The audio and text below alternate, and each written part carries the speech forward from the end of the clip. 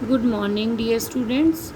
Today we will start a chapter Nationalism in India, a new topic Khilafat movement and non-cooperation movement which was started in 1921. आइए हम discuss करते हैं इसके बारे में कि इसके क्या काजेज़ थे। जो हमारा खिलाफत मूवमेंट था, नॉन कोऑपरेशन मूवमेंट था, इसके कौन कौन से काजेज़ थे और ये किस ईयर में स्टार्ट किया गया? 1921 में।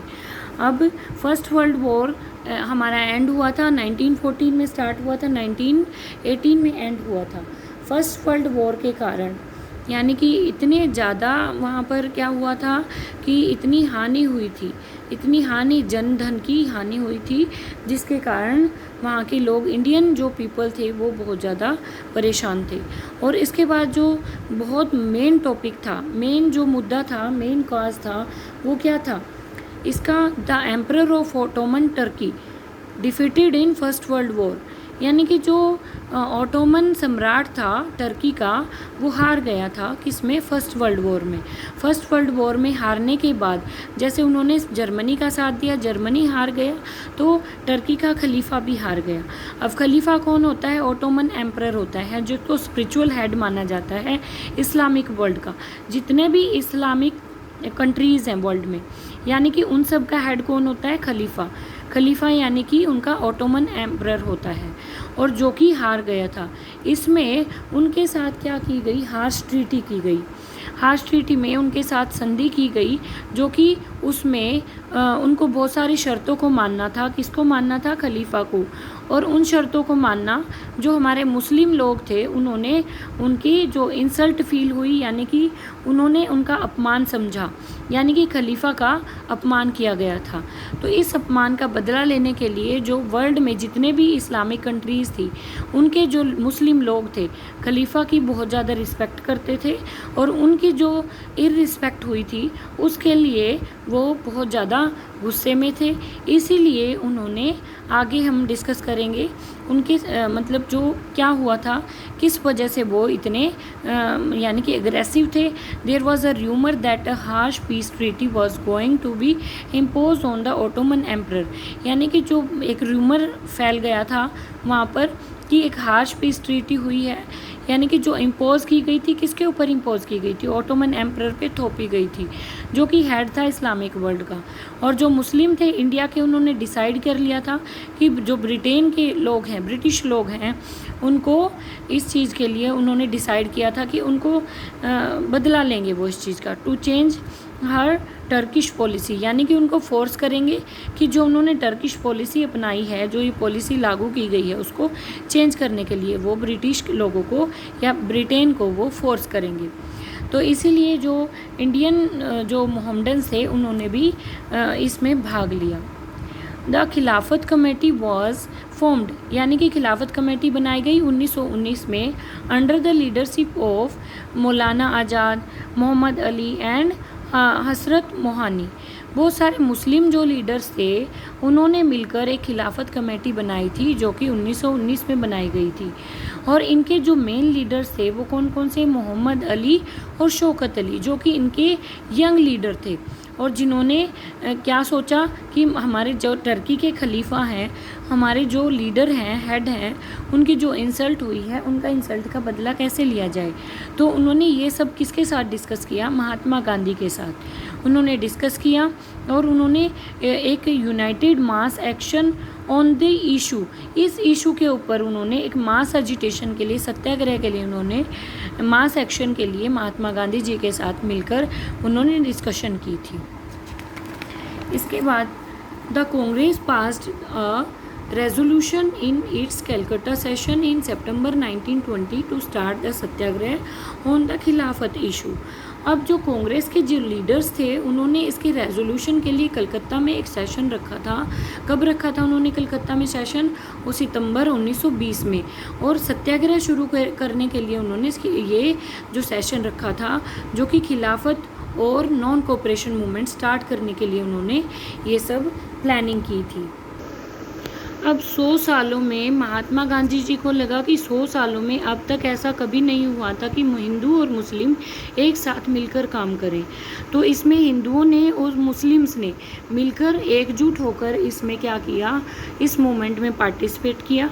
तो महात्मा गांधी ने समझा कि ये बहुत अच्छा है और एक स्ट्रॉन्ग इम्पैक्ट होगा, जो ब्रिटिशर्स थे उनके ऊपर बहुत स्ट्रॉन्ग इम्पैक्ट होने वाला है। तो इसीलिए अब नॉन कोऑपरेशन मूवमेंट और खिलाफत मूवमेंट दोनों ही एक साथ स्टार्ट हुए मिलकर 1921 में। अब गांधी जी के बारे में बात करते हैं। गांधी जी ने एक बुक लिखी जिसका नाम था हिंद स्वराज। 1919 में उन्होंने अपनी बुक में लिखा था कि British rule came in India with the help of Indians, with the cooperation of Indians. यानी कि महात्मा गांधी कहते हैं कि जो ब्रिटिश रूल भारत में आया है वो किसके कोऑपरेशन से आया है, इंडियंस के कोऑपरेशन से आया है। अगर इंडियन उनको कोऑपरेट करना बंद कर दें तो if Indians will not cooperate them they may go from India with in 1 year. यानी कि वो इंडिया छोड़कर 1 साल के अंदर वो भारत छोड़कर चले जाएंगे अगर उनको कोऑपरेट करना बंद कर दिया जाए। तो यानी कि नॉन कोऑपरेशन मूवमेंट और खिलाफत मूवमेंट, यानी कि अंग्रेज़ों के खिलाफ और अंग्रेज़ों को नॉन कोऑपरेट करना, यानी कि उनको कोऑपरेट ना करना। तो ये एक मूवमेंट चलाई गई जिसके द्वारा महात्मा गांधी की ये सोच थी कि वो इंडियंस को फ्री कर देंगे और अपने हमारे देश को छोड़कर चले जाएंगे। तो ये जो मूवमेंट थी नॉन कोऑपरेशन मूवमेंट और खिलाफत मूवमेंट, जो इंडियंस हमारे हिंदू एंड मुस्लिम्स थे उन्होंने मिलकर ये मूवमेंट की थी और ये मूवमेंट हमारे इंडिया में स्प्रेड हुई थी। इसके ऊपर उन्होंने बहुत सारी यानी कि स्टेजेस बनाई गई थी इस मूवमेंट्स पे। यानी कि इसमें क्या प्लानिंग की गई थी कि इसमें surrender of titles, honours and honorary post of peoples, इसमें क्या किया गया कि ये डिसाइड किया गया कि लोग अपनी जितने भी उनके टाइटल्स अंग्रेज़ों के द्वारा दिए गए हैं, जितने भी ऑनर्स उनको दिए हैं, यानी कि बड़ी बड़ी पोस्ट पे अब उनको जितने भी ऑनर दिए हैं और जितनी भी ऑनरेरी पोस्ट उनके द्वारा दी गई है, ब्रिटिशर्स द्वारा दी गई है, तो उनको त्याग देंगे, वो उनको सरेंडर कर देंगे, छोड़ देंगे। और इसके बाद उन्होंने ब्रिटिश गुड्स को बायकॉट करने के लिए और स्वदेशी सामान को अपनाना, यानी कि यूज़ ऑफ स्वदेशी गुड्स पे उन्होंने ये सोचा कि भाई अगर हम ब्रिटिश गुड्स को बायकॉट करेंगे और स्वदेशी सामान को अपनाएंगे तो ब्रिटिशर्स को भारत छोड़कर जाना पड़ेगा। यानी कि ब्रिटिश क्या करते थे कि रॉ मटेरियल सस्ते दामों पर इंडिया से लेते थे और तैयार माल वहाँ से ब्रिटेन से लेकर आते थे और महंगे दामों पर यहाँ पर सेल करते थे और हमारी इंडियन इंडस्ट्री थी उसको भी बहुत ज़्यादा लॉस हुआ था।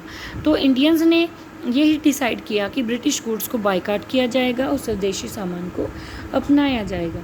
जो हमारी मिडिल क्लास के लोग थे उन्होंने लार्ज स्केल पर पार्टिसिपेट किया था, क्योंकि वो लोग हमारे क्या करते थे इंडस्ट्रीज़ में अपना, जो उनकी कॉटेज इंडस्ट्रीज़ थी, छोटी छोटी उद्योग धंधे थे उनके, जो उनके द्वारा काम किया जाता था, तो ब्रिटिशर्स के द्वारा उनके काम धंधे खराब हो गए थे।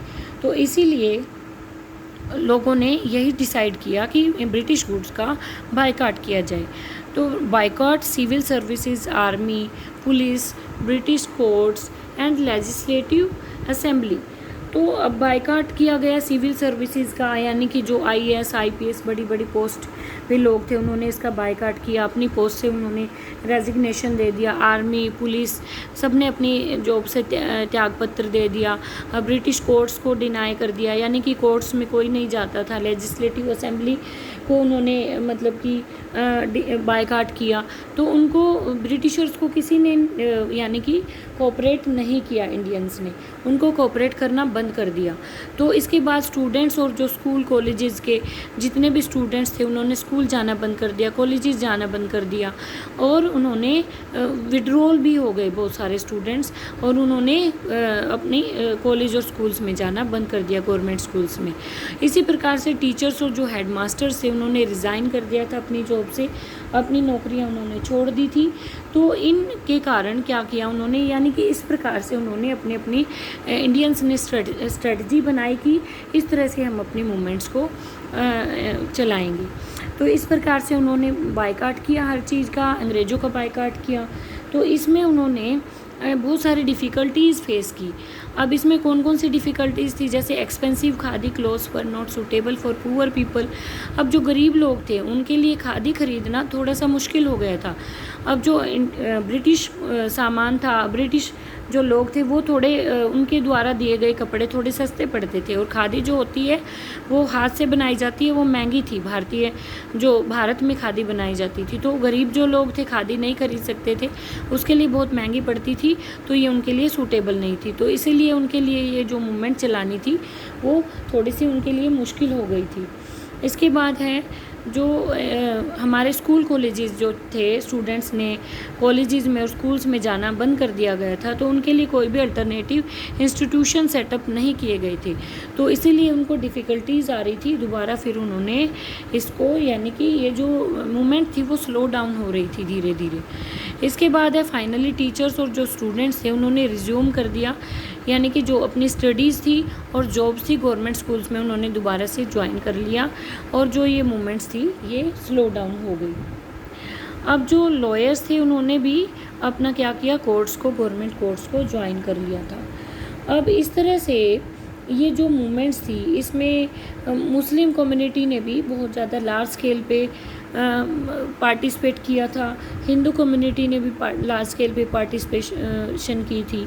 अब इसमें पार्टिसिपेशन में और भी बहुत सारे लोग थे। जो इनलैंड इमिग्रेशन एक्ट था जो पास किया गया था बिहार में लोगों ने, आसाम में, अब जितने भी चाय के बागान थे, अब वहाँ पर लोगों को ज़बरदस्ती रोक के रखा जाता था, उनको अपने घरों में नहीं जाने दिया जाता था, तो उन लोगों ने भी पार्टिसिपेट किया था इस मूवमेंट में।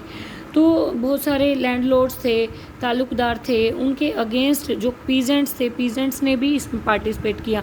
पीजेंट्स तो बेचारे उनके खेतों में काम करते थे, ठीक है, उनको कोई वेजेस भी नहीं दी जाती थी, बहुत पुअर वेजेस पे उनको रखा जाता था, तो सभी सफ़र कर रहे थे। तो इंडियंस को डायरेक्टली ये नहीं पता था कि किसके अगेंस्ट मूवमेंट करनी है, तो उन्होंने ये था कि मतलब हमने गलत तरीके से जो हमारे साथ अन्याय हो रहा है उसके ख़िलाफ़ हमने आवाज़ उठानी है। उनको प्रॉपर वे से ये नहीं पता था कि अंग्रेज़ों के ख़िलाफ़ आवाज़ उठानी है। इस मूवमेंट में वुमेंस ने बहुत ही लार्ज स्केल पे पार्टिसिपेट नहीं किया था, बल्कि इसमें पीजेंट्स ने और जो मिडिल क्लास के लोग थे वो इनलैंड इमिग्रेशन एक्ट के अगेंस्ट, वो सारे जो स्टेट ओनर्स थे उनके अगेंस्ट जो कॉमन पीपल थे उन्होंने इस मूवमेंट में पार्टिसिपेट किया था। तो इसमें नॉन कोऑपरेशन मूवमेंट को किस तरह से आगे विड्रॉल किया जाता है हम अपनी नेक्स्ट वीडियो में डिस्कस करेंगे, अपना नेक्स्ट टॉपिक। तो आज हम यहीं तक, हमने अपना नॉन कोऑपरेशन और खिलाफत मूवमेंट यहीं तक कवर किया। Hope you understand this topic. Now we will discuss next topic in the next video. Thank you students, have a nice day.